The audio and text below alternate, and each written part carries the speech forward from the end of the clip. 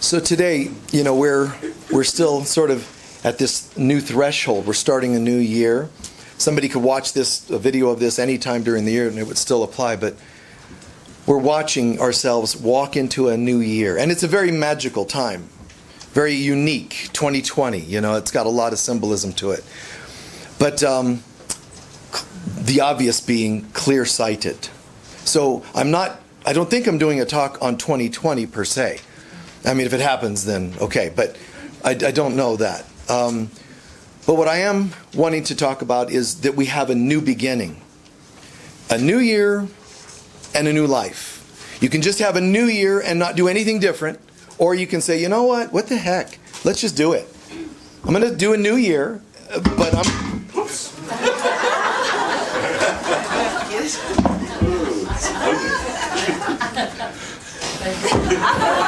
So, toss out the old.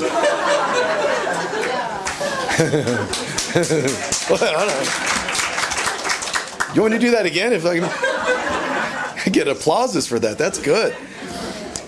So, it's a new time. I mean, new year. Anytime we decide to be born again, spiritually or even in terms of recovery, it's huge. I met some guys yesterday at this place, and a lot of them are in recovery. It's a team of guys that do work for people, and they're all in recovery. And I'm just like, what you guys are doing is fantastic. You're working on changing your lives. It might be called NA, it might be called AA. It really doesn't matter because we're all messed up. I've said this many times. We need a recovery from earth program. 12 steps recovery from earth, and then just cover it all. Because it really doesn't matter which kind of addiction. Everybody's got something because you're trying to cope. This world is not our home, as Yogananda puts it. This world is not our home. And we keep trying to make it into our home, and that's exhausting. We try to make everything just be okay. We try to, shut off things that are too intense or violent. Don't let the children hear certain things. Make sure you take them to Disneyland or whatever they're calling that these days. All these kinds of things, it's very cutesy, and I think it's well intended. But we're trying to recover. We're trying to cope with being in a place that's not ours. You think about how amazing this is. Think about this. Really, try to feel the concept. We're made in God's image. We're made as part of God. God is all there is, so you can't leave God. Then where in the hell are we? And I mean that literally, using the word H. That wasn't a slip, the H word. Where are we? We're not in Kansas anymore. Seriously, we're clearly not in Kansas anymore. What happened? If God said, you are made in my perfect and holy image. I don't mean this thing. Like, well, which one of us? We're made in God's perfect consciousness. And you can't leave God. Then where did we go? Because this isn't it. And you go, well, maybe this would be like heaven if only everybody would eat certain foods. If everybody went organic today, the next day they would talk about how the food supply of veggies are going. You're going to have something to complain about. Everybody be sure to start drinking filtered water because there is none now. Now you have to pay $5 for a bottle of water. Somebody's always going to come up with something. Stop the synthetic medications. Only use organic. Well, now the herbs are all gone. And then the animals and bugs are dying because the herbs are all gone. Someone's going to always have something to complain about because this is not heaven. But you can have a heaven-like existence, but not created by man. It's not going to be one we fabricate and go, there, it's much nicer now. That's not how it comes to be. It has to be in consciousness. When the world reflects a consciousness that doesn't choose anything except God, you'll start to see heaven on earth. And even then, that'll only be temporary.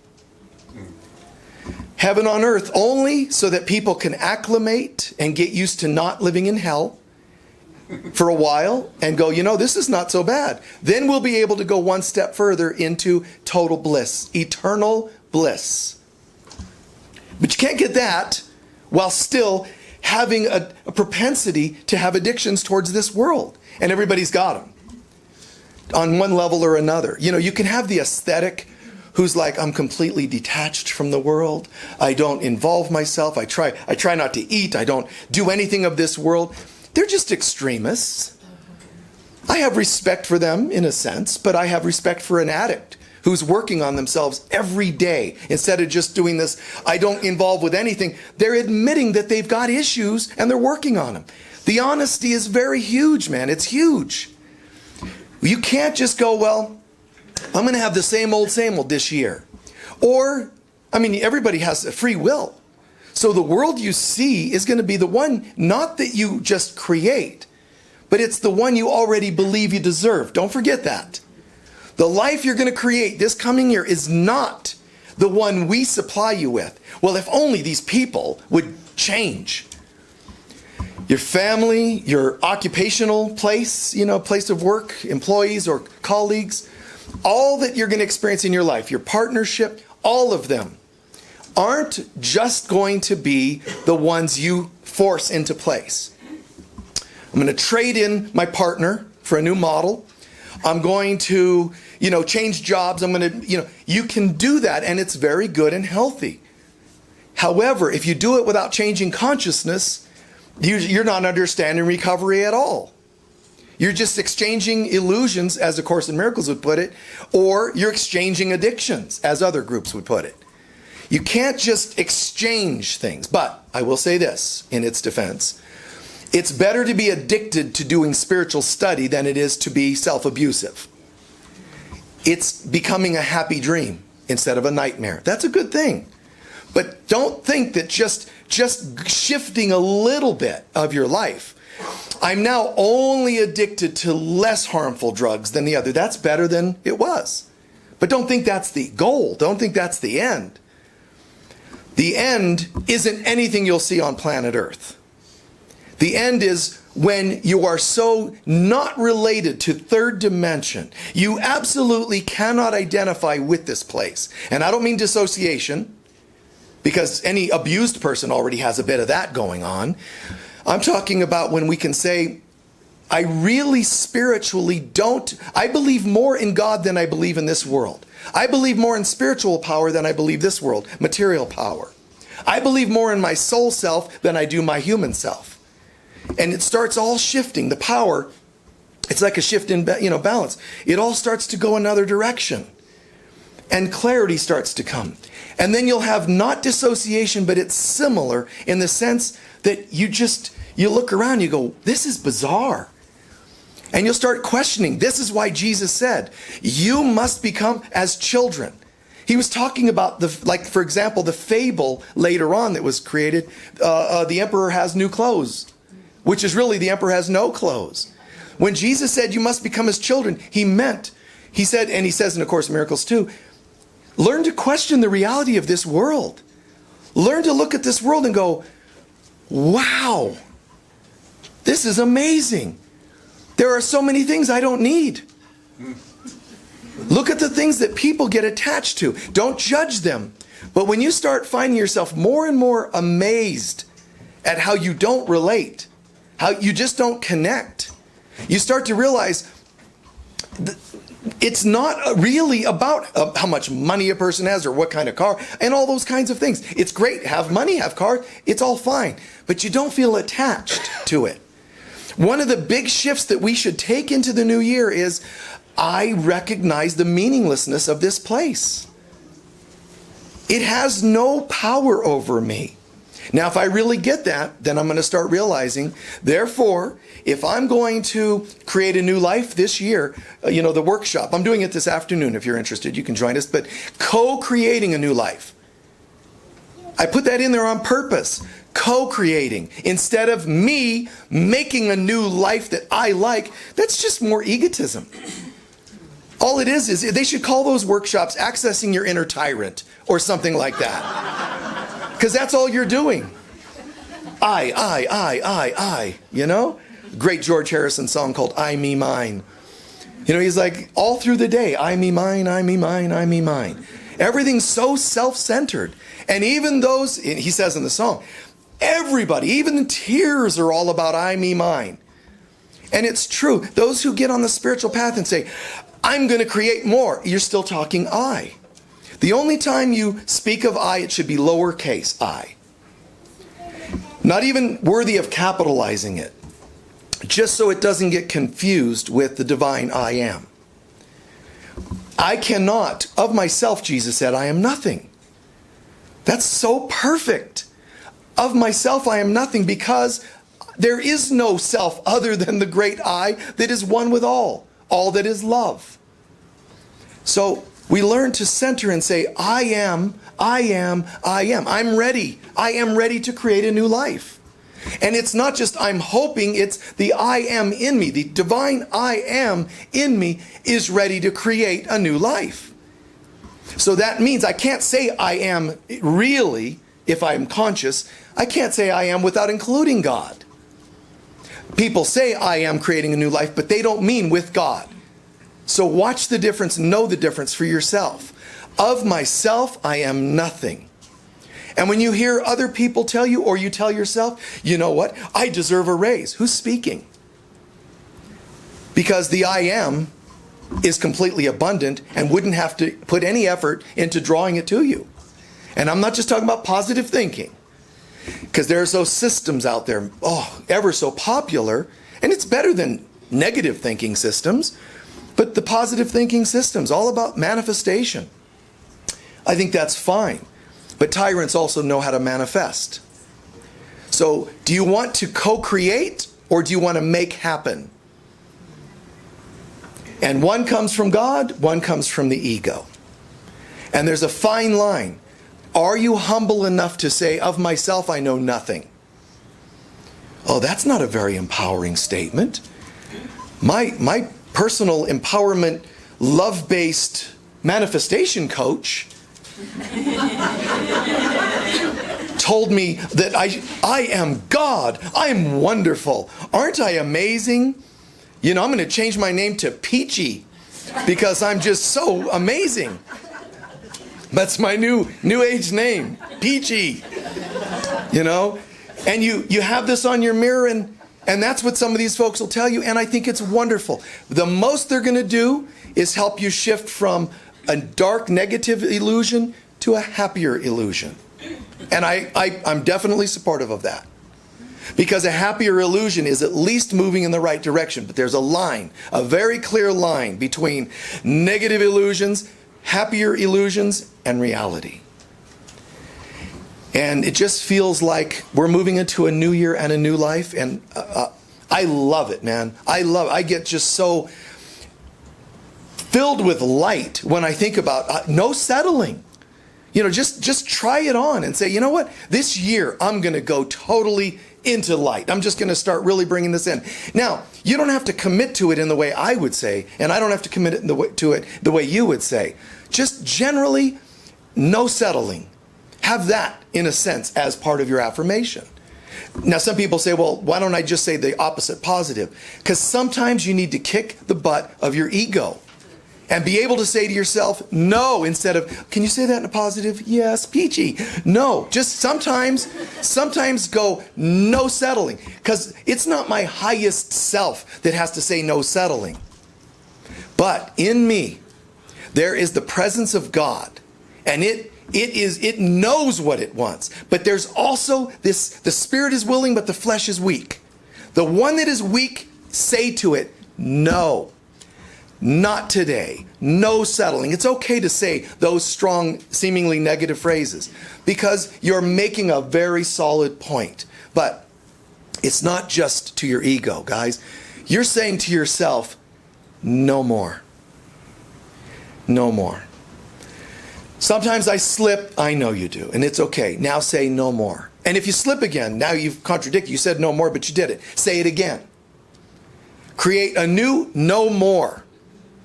And when you understand, now if you just blurt the words and don't believe in them, they become nothing. But if you can just get behind yourself and say, and I've talked about this before, treat yourself the way you would anyone you loved. It's that simple. Treat yourself like you actually like yourself. Well, I do. Really? Tell me about your last 3 relationships. You know? That doesn't tell me you love yourself. Look at the addictions that get out of control. Look at your inner chatter.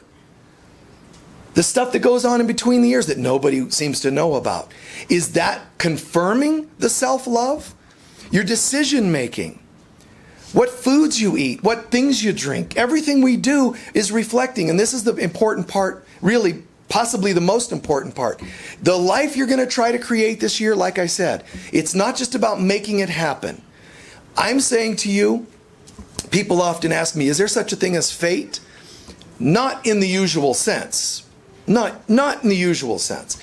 But there is such a thing as fate to some degree. Here's the fate. You will inevitably manifest what you believe about yourself. That's the fate. You see, fate is not like, I met someone and it was fate. I have to marry them. Even though they make my skin crawl, I just feel like it's meant to be.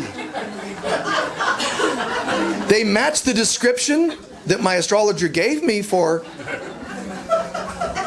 the person that I'll live with till the end. They didn't tell you they're going to end your life. They just told you that. Okay, anyway. Boom. Okay? But think about this. Fate. Those of you who are guests, it's okay to laugh. Okay? Fate. The fate is what you already decided about yourself. But I don't believe in fate. I believe we have our own destiny. We have our own right and free will. You do. And you're misusing it. You're using your free will to create negative fate. Every ounce of loathing, every bit of negative chatter, those are just symptoms when people say, control your thoughts. Control your thoughts. Guys, your thoughts are already controlled by your beliefs. Who are you? Well, I'm a wonderful person and a nice mom. Symptomatic still. Deep in your heart. See, your head is a bit lower than the heart. Deep in the heart is your beliefs. So I'm not just telling you how to co-create a new life. I'm telling you it's already been set. You can change it by changing your thoughts and your beliefs. Your beliefs have to change. The beliefs will make it easier to change your thoughts. Once you change your thoughts, it'll be easier to change your feelings. Once your feelings are changed, it'll be easier to change your experience. 4 chakras. Beliefs, thoughts, emotions, manifestations. All the way down to the physical chakra, manifestations. That's it. It all just rolls on down from the highest heavens. God says, I am. That's even God in me. But I don't hear that voice every day. I'm still struggling with, I don't know. I am, I'm not sure. Oh my God, bam! And there's, by the time it hits the world of manifestation, Michael, how do I, tell us how to change our lives. Oh, we got a lot of work to do. People want to say, how do I change my life? How do I change the new year? How do I make some adjustments? All they want, even though they can sound well-intended. All too often, they're asking for just an adjustment on the outside. I would like a little more love, romance, a little more money, and that's what people ask for.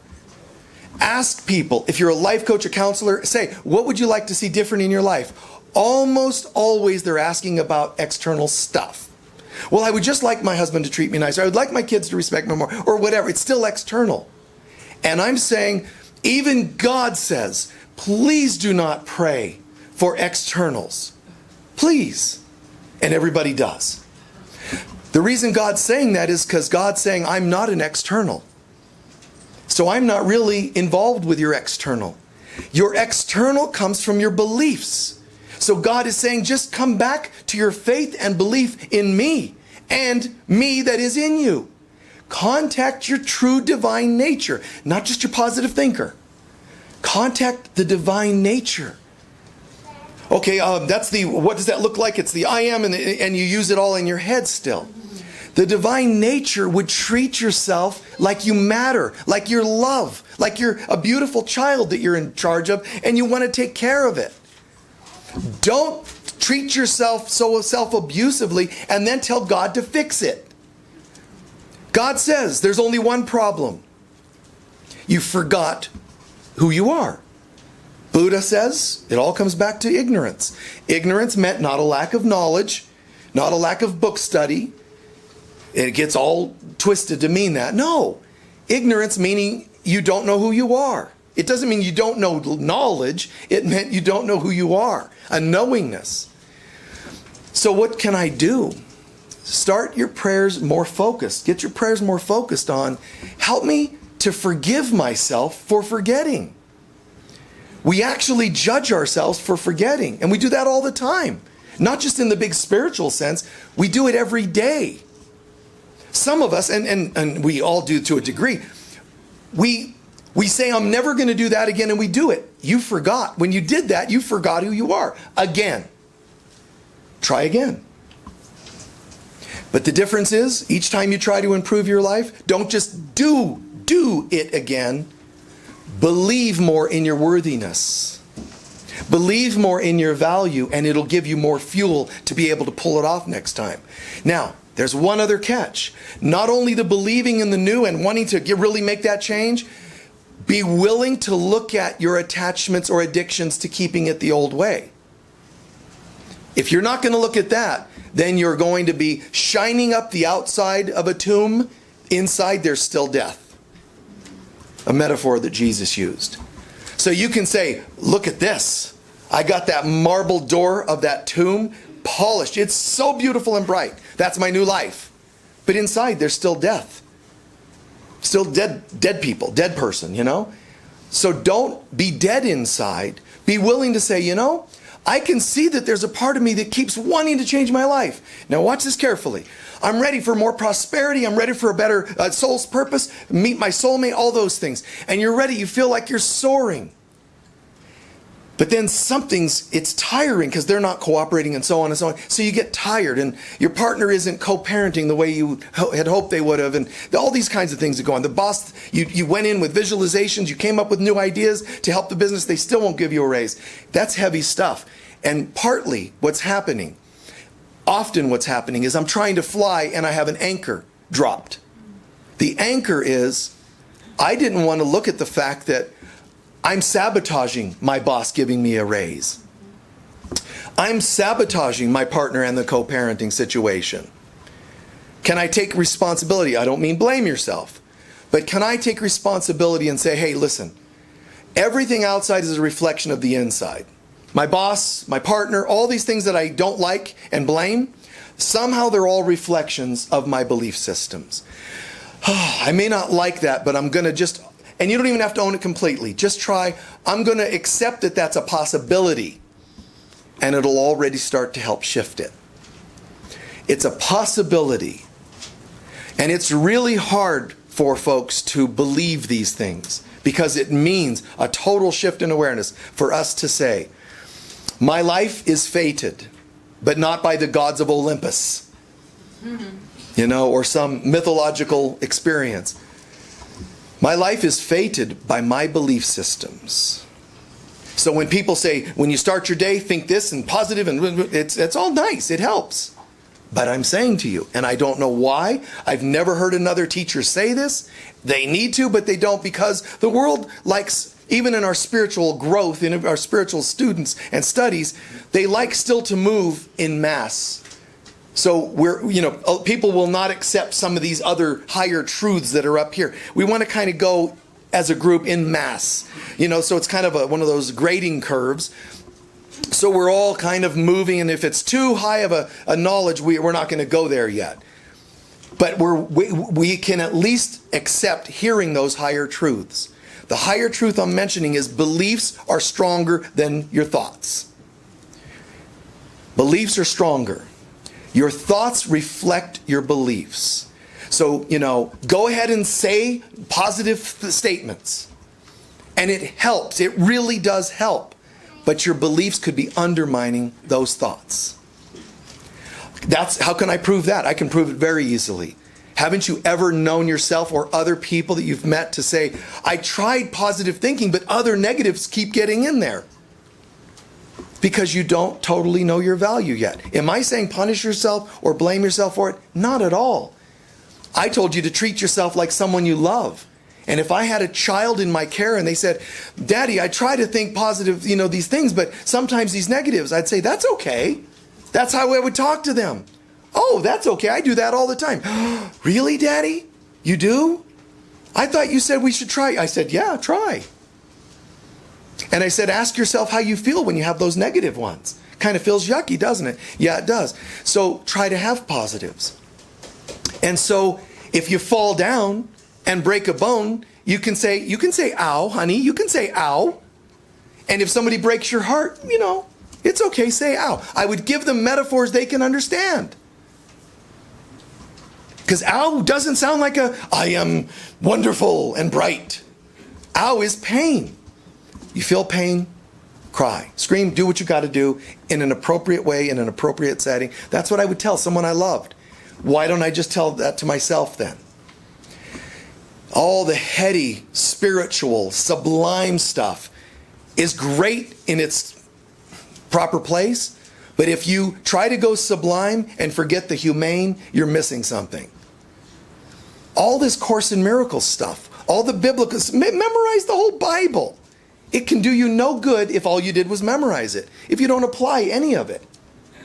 And when I say apply, I don't mean, and John 5:3 said, and Matthew said, and Exodus said, and are you any nicer this year than you were last year? Yeah, but Exodus says, shut up. Deuteronomy, God. See, you get it. See? How old is this child? She's 2.5. 2.5. And she gets it. Right. It's so clear because it's so simple. I'm going into a new year. I'm going to love myself, treat myself like I love myself. If you don't get that and you just start quoting chapters of verses of anything, I have no interest in listening to anything like that. How is it making a difference in your life? How is it making a difference in the lives of others? And even then, I'm doing all kinds of things to change other people's lives. Are you becoming a better person? Don't forget that. God, self, and others. Get closer to God, get closer to self, and bring the closeness to others. Don't go grabbing people to get close to them as a way to make up and supplement for God and self that you're missing. God and self come first. Oh, that's so selfish. I heard others come first. That was from somebody dysfunctional. Somebody dysfunctional told you that. God and self first. It's not selfish. Why? Because I'm only bringing to others what I have within myself. So let me keep working on becoming a healthier person. I don't mean literally, linearly, you have to go and perfect your God relationship and with yourself before you interact with others. It all happens at the same time. In fact, the way you work with others is a way to anchor the changes you've made between you and God and yourself. So if I'm not seeing, like I can be talking about, I had this amazing meditation today. I had a vision, the highest of heavens, and I heard trumpet blasts, and there were angels and all kinds of things. And you can't bring an ounce higher vibration to the world. I don't even know what you're doing. And I don't care how high you think you got. And I saw the highest of the beings, and light beings, and Metatron, and Om Mani Padme Hums, and all these kind of cool things. I heard vibrations and angels' wings, and all these cool visions. You're coming back. You're going to have to come back. Because someone on the other side is going, and how did that help you interact with others? I didn't, because I was so spiritual and holy. I just walked away from others. You know how screwed up those people are. You're coming back, and you'll have some bizarre soul's purpose related to being of service to others, and do nothing but that. Because you'll be told, you got to go and bring this to every day. You'll be like a social worker. Because that's a hard thing to deal with. Being a social worker. Man, that's a person who has to try to stay plugged in inside and go into the trenches of trenches. True. That's a hard job, I think, That's a challenging thing for some people. It can really wear, or nurses, it can really wear on you to deal with this kind of stuff. Because you're not just like, at some, other kind of job, some administrative kind of job. And, you go and you do your thing, you leave a bank, you go, you do your thing. You're constantly dealing with the barrage of people's stuff. It's very challenging, that particular kind of world. So, you might find yourself having to do that because you were all into the spiritual. God's going to say, I need you to bring it to other people. You have to have a balanced relationship with God, self, and others. That's one thing you're going to see in 2020. People are going to find themselves called to have to deal with the concept of balance. Things that are overly this or overly that. Overly internal work, not enough external. Overly external work, not enough internal. All that's going to be called to mind. All that's going to be having to be faced. So partly what we're on to today is this idea of fate. But the fate we're learning is coming from us. What part of me? Not your thoughts. And it isn't your karma. That's what another thing that people think is what sets fate. Karma. Karma helps set the fates. Karma is like giving you the box in which the fate drops in. Who and what setting and what year, that's the karmic piece. But even karma is only a certain symptom of fate. Ultimately, the fate comes from, are you or are you not as God created you to be? And I don't mean getting comfortable with the human. Well, I've learned to love and accept myself. I'm just this and I'm going to be okay. Guys, we are made in God's image. It's way beyond what my brain can even fathom. That's why you've heard in sacred texts, even in Hindu material, Krishna might say to Arjuna or to others, if I showed you who I am, it would devour your mind. If I showed you all images of myself, it would devour your mind. The divine that we really are would devour us for us to see it. But why? Because the us that sees it is our ego self, and it would get devoured because it would cease to exist. But we're told it's going to be devoured because that sounds like a negative. Guess who's telling you that? The ego. Hey, I wouldn't look at God too much. That'll devour you. But it isn't you. It's the ego that would be released for lack of work. It's retired. Don't need it. Goodbye. And Jesus is saying, and the Bible is saying the same thing. You look upon the face of God and look what will happen. You'll turn to light. It's okay. Now, that could sound like too much for some of us. And it would be for some of us. Just start somewhere. I am as God created me. I will to be the Christ on earth. But remember, I am as God created me. You're only going to hear, and I'm only going to hear as much of this as I'm ready to hear right now. There's not just resistance, guys. There's a fortress around our heart. A fortress that's trying to make sure it's impenetrable. Nothing can get in here. We are dictating what's going to happen in your life. We are where your beliefs are stored. This is even your Akashic records. They're in what's called the seed atom in your heart. So in the heart is where you read people. In the heart is where you find the Akashic records. Edgar Cayce reading people. He read their records, but he had to access their Akashic record in their heart. It was a soul reading, basically. It wasn't just a psychic reading, which is great. It was a full-on Akashic record soul reading, which means that it's going to be 80, 90% or better accurate. Typically, a psychic reading is considered by science, anything that's going to be 50-something, 60-something% accurate is already unusual. That's because science would say the odds are going to be 50-50 at anything you say to somebody. As soon as you're 50-something, 60-something accurate, it is considered unusual, like possibly supernatural. When you start hitting it like Edgar Cayce, 80 and 90-something accurate, that is supernatural for sure, man. That's out there. But it's because he's reading the soul.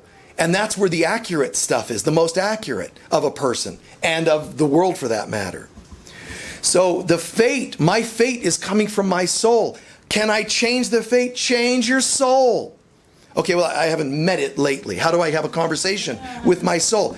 Do tracking kinds of exercises that help you, even like soul retrieval type, that help you look at deep old patterns. I don't mean just your surface level patterns. Look at the roots of your belief systems. Not just what kinds of things have you felt, upset about? Well, I've been abandoned and betrayed, and so forth. Okay, let's say that applies.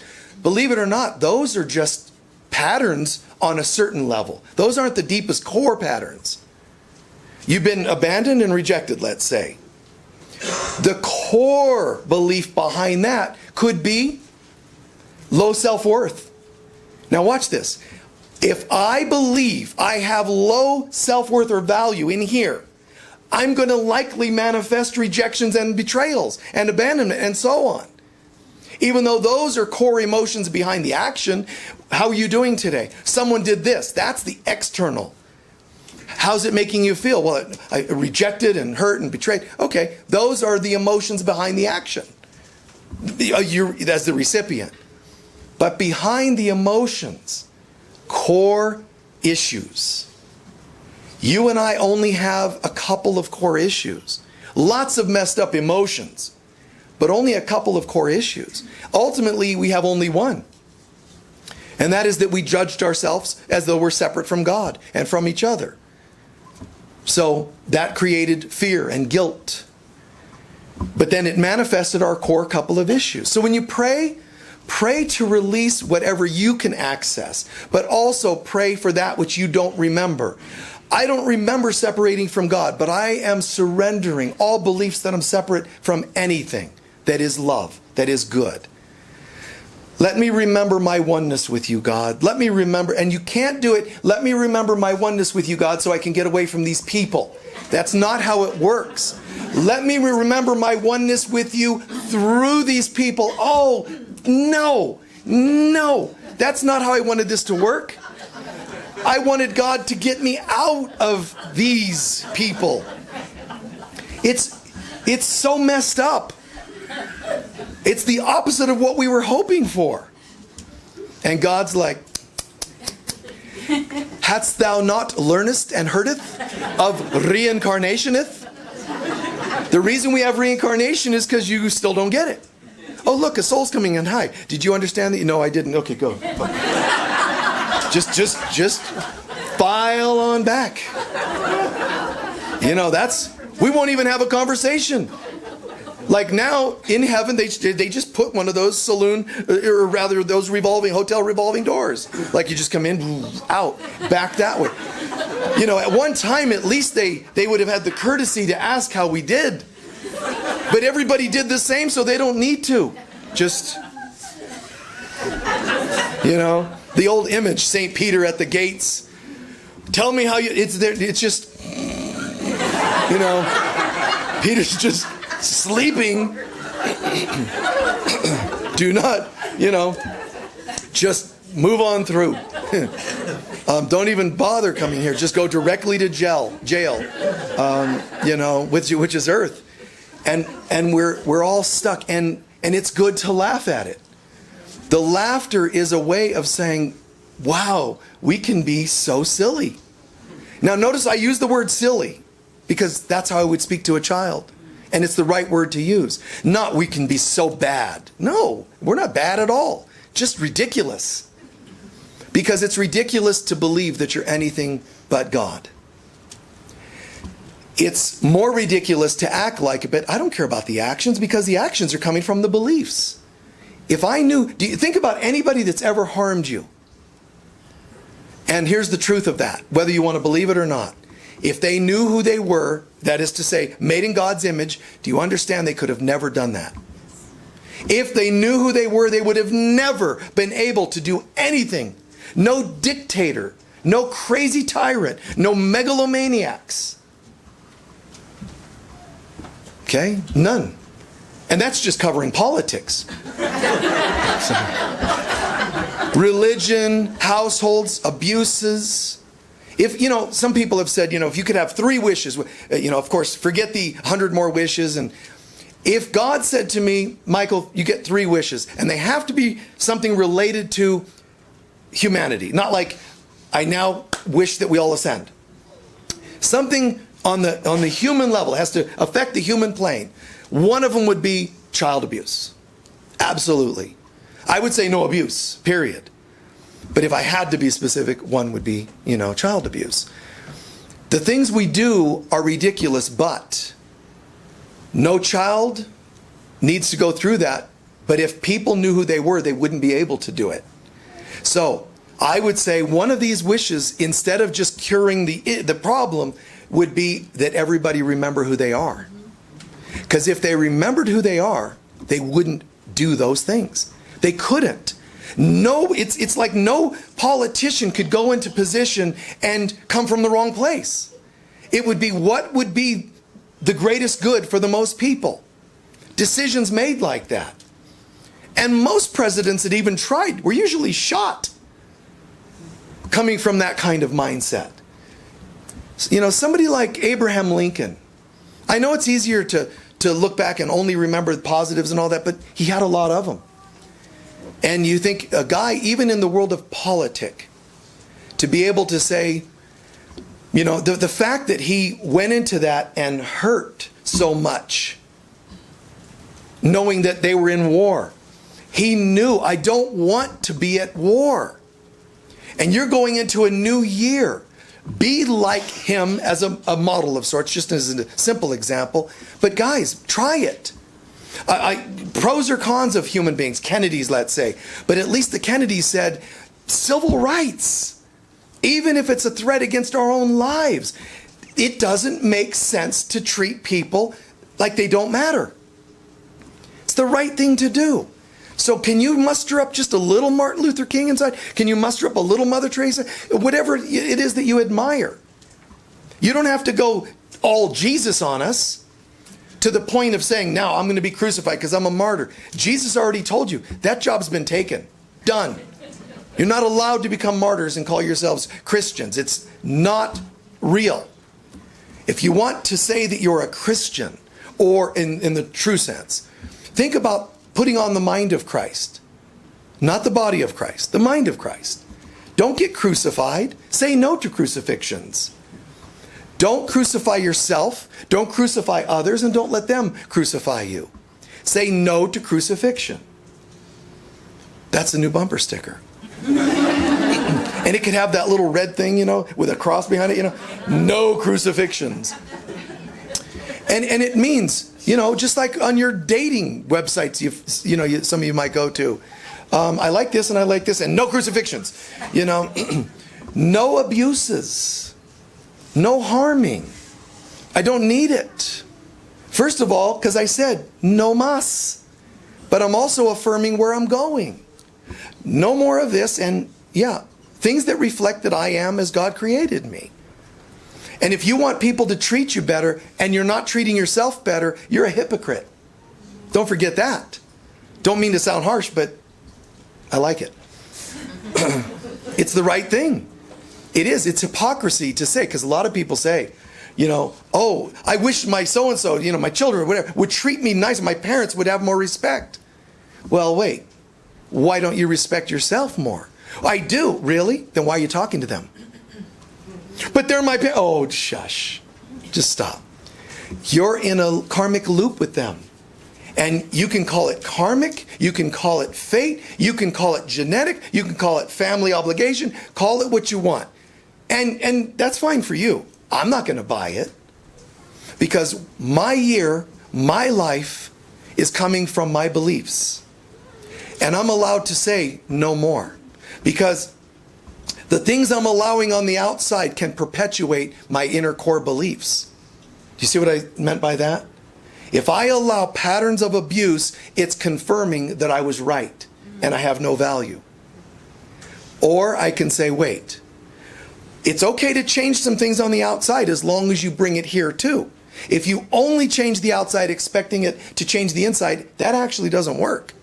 But if you can evoke changes on the outside and let it reverberate to the core of your being and say, the reason I'm saying no to that is because that's what I would say if I were taking care of a child and someone were treating the child like that. Hey, no. back, I would do that. You say to yourself, that therefore I know it's right. When you say, but I don't know if I should date this person. Can you give me a reading and so forth? I will, but you already do know. If you don't love yourself and this person treats you in any way that could be harsh, we all slip. I'm talking about if it starts resonating with or reflecting your old low self-worth, I don't think it's a good idea. You want a new year? Date a different vibe. You want a new year? Soul's purpose instead of just a job. Do things different on the outside, but if you don't believe you deserve it, you're going to sabotage it. And one way to double check yourself, are you doing things that you would advise someone you love? It's so simple, and I've done a talk just on that, but keep that in mind. So as I'm starting to wrap up here, what are you going to do for the new year? And whatever you do for the new year is going to affect your new life. Do you want to make 1% change? Then that's what you're going to expect to see now. And you can say, no, but I expect much more later. Wait, if you're only doing 1% now, we can only realistically expect 1% change. I'm not telling you to shoot for 100%, even 80%. Because if you look upon the face of God, it will devour your mind. So if you say, I'm going to change my life 90%, it's going to be a lot for your mind. Not your divine mind, but the one that you think you are right now, temporarily, the human self. It'll be too much. Sometimes, you have to respect the illusion. Sometimes a person can have cancerous things in their body that can't all be removed because it's like the rust holding a car together. Sometimes there's so much of it, they can't remove it all. There would be not much of you left. That sounds strange, but it's true. So it's the same with your life and your patterns. Sometimes a bit at a time, but you and God have to decide how much that's going to be. If things are really messed up in my life and I see it's out of control, I'll hit it from all sides. Because and now I'm speaking as Michael, I don't feel intimidated by it. I'm like, oh, let's do it. But for some people, it's too much. And for me, there's been times where it was too much, to stay in a relationship longer or to do this longer or, it happens. We get complacent or we get used to it or we're not sure if it's the right thing to shift because there's too many confusing bits. It's too much entangled. But decide, even if a little, how much would I like to change my life? My life will come from this year. Therefore, how much am I willing to change my year, thus my life? How much? I would recommend at least a chunk.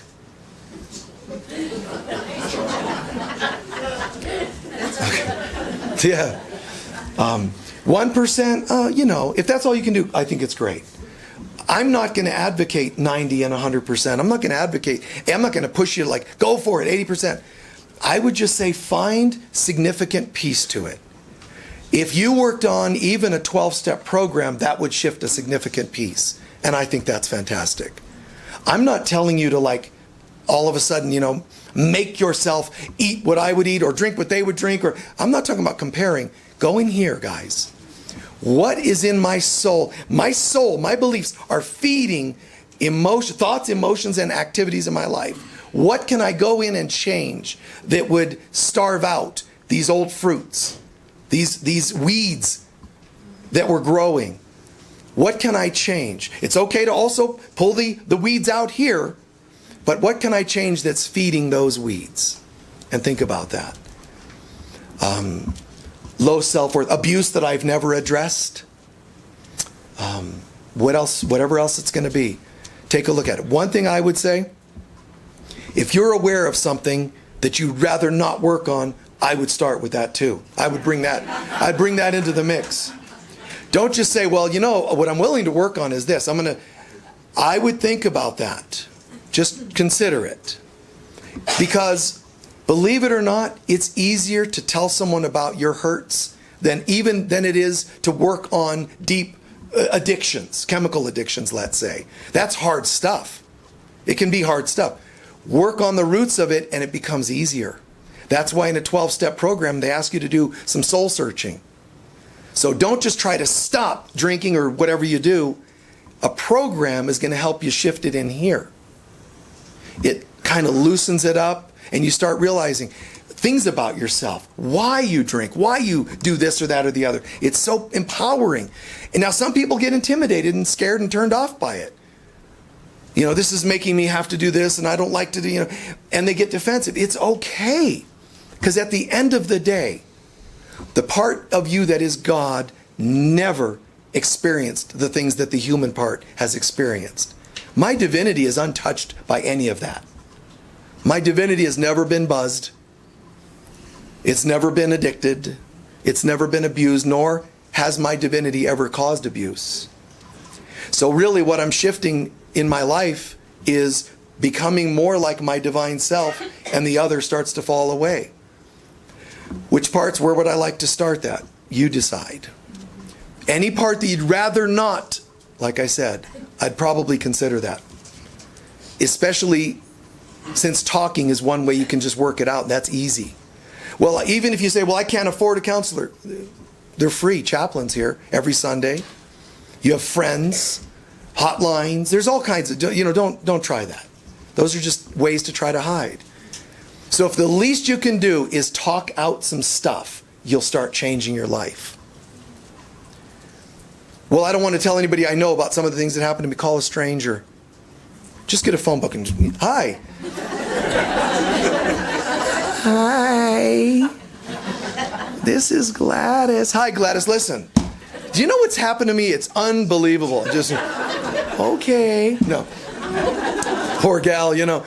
I don't mean to overwhelm you, Gladys, but listen. Wow. My life. Anyway, don't make excuses. Reach out somewhere, somehow. Isn't that amazing? Just talking to, oh my God, I didn't know I could say that to anybody. Clients come to me and they'll so upset and they'll blurt out a curse word. I'll just one-up them. It's like, it's okay. Because I don't want anyone shamed. Find a healthy way to bring it out. And then you're going to go, oh my God, I didn't spontaneously combust. I guess it's okay. Yes, it is. But I thought my stuff was horrible. Well, it is, honey. It is. It's sad that happened. But do you want to go somewhere good now? Yes, I would. Great. Let's talk it. Let's cry it. It's all right. Get that stuff out. Please take a few centering breaths.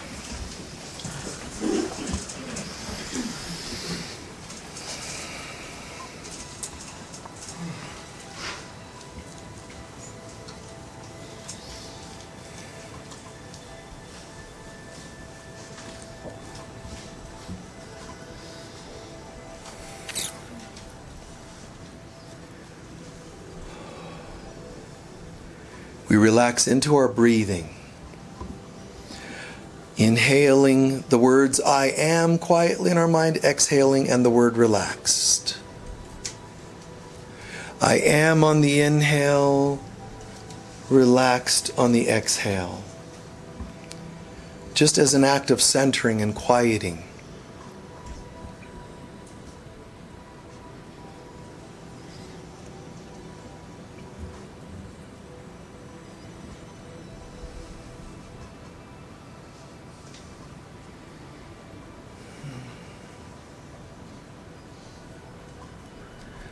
Today's meditation, almost like a prayer instead, is to just imagine where we are right now in our lives, in our circumstances. Pros and cons, areas that are working, areas that are challenged.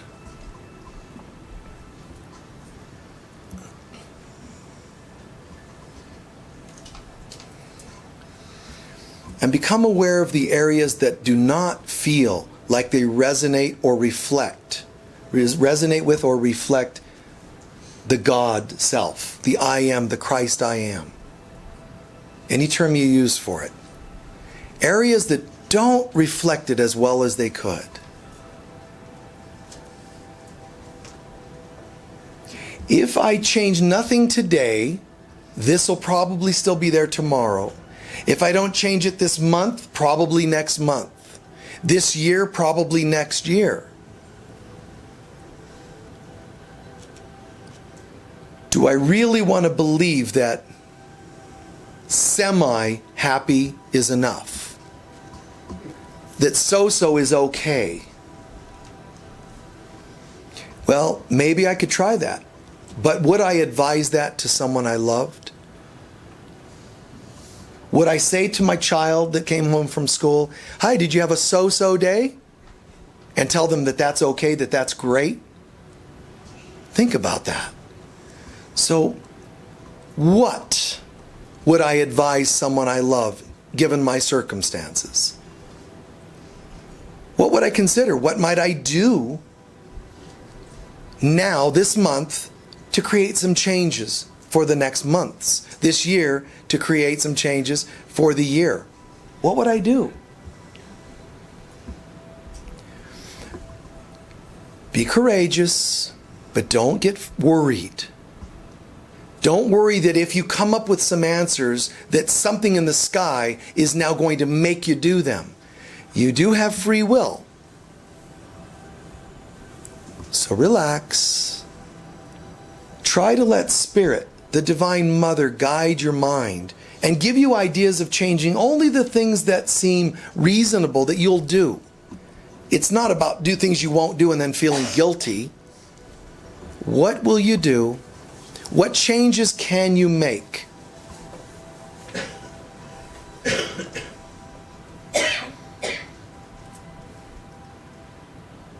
Honest.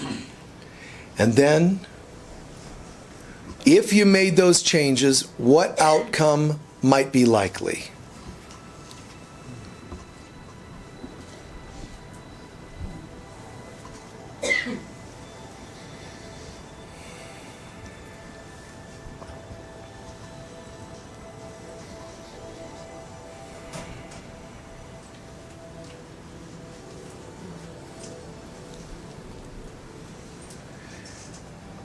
And before we're done, if there is any core issue, core beliefs that you have about yourself that would try to undermine the progress you were just visualizing, what would it be?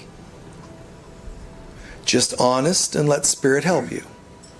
Is there a core belief that these changes are going to shake up?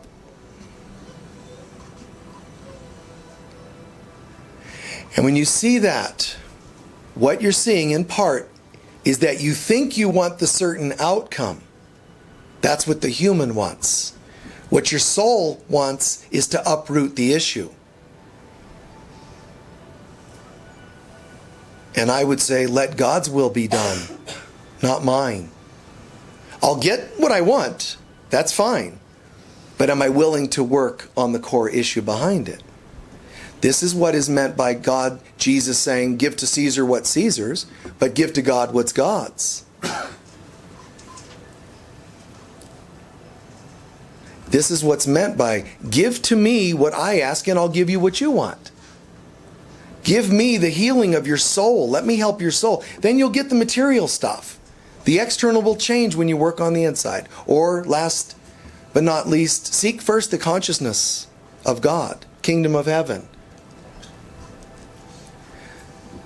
So we give thanks to you, Father, Mother, God. Not just individually what we saw, but collectively we stand together. Two or more on behalf of each other. Not just us receiving what we want, what we're looking for, praying for, and visualizing.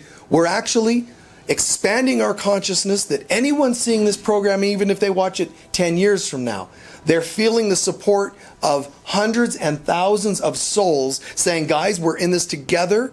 Let's get this. Let's do this.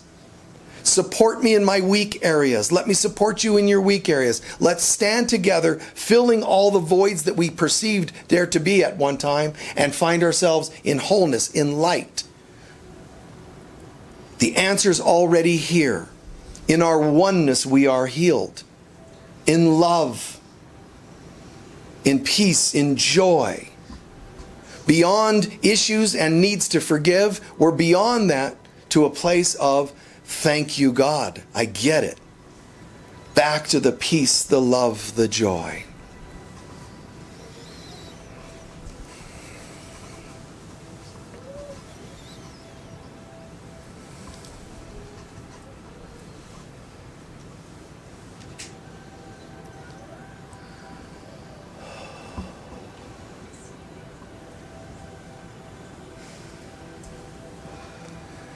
A deep inhalation,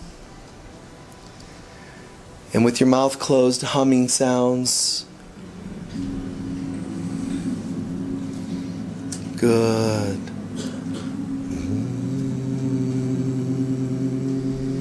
Keep going. Just a nice humming sound. It's a vibration that's connecting all of us and people all around the planet and throughout the solar system, galaxy and universe.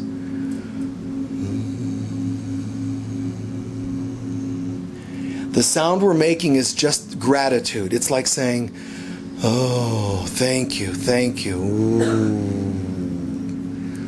And it's saying that not only do I feel this, I'm sending this out to the world, to all people. The sounds of a hummingbird, the feeling of all nature just connected.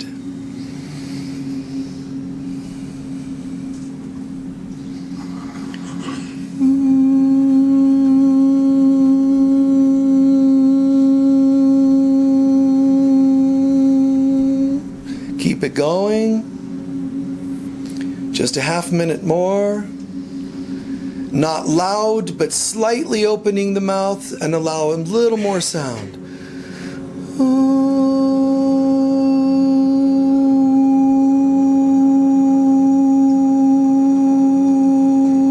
Keep going. Feel the sound coming back to you and not just going out.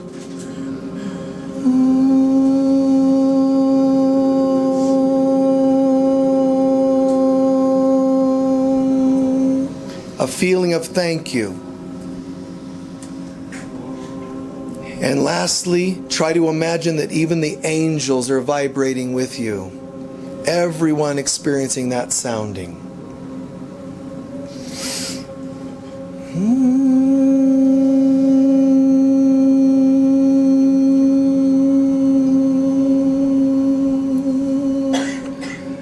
And then soft, quiet. Continue hearing it even though it's quiet.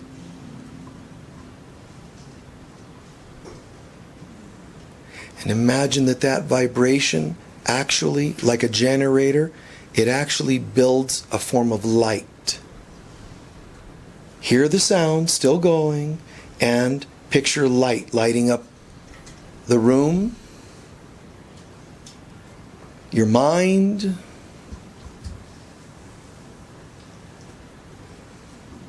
I am the light of God. I am the light of the world. It's not an ego proclamation. It means I am is the light of the world. And I am as God created me. And so it is.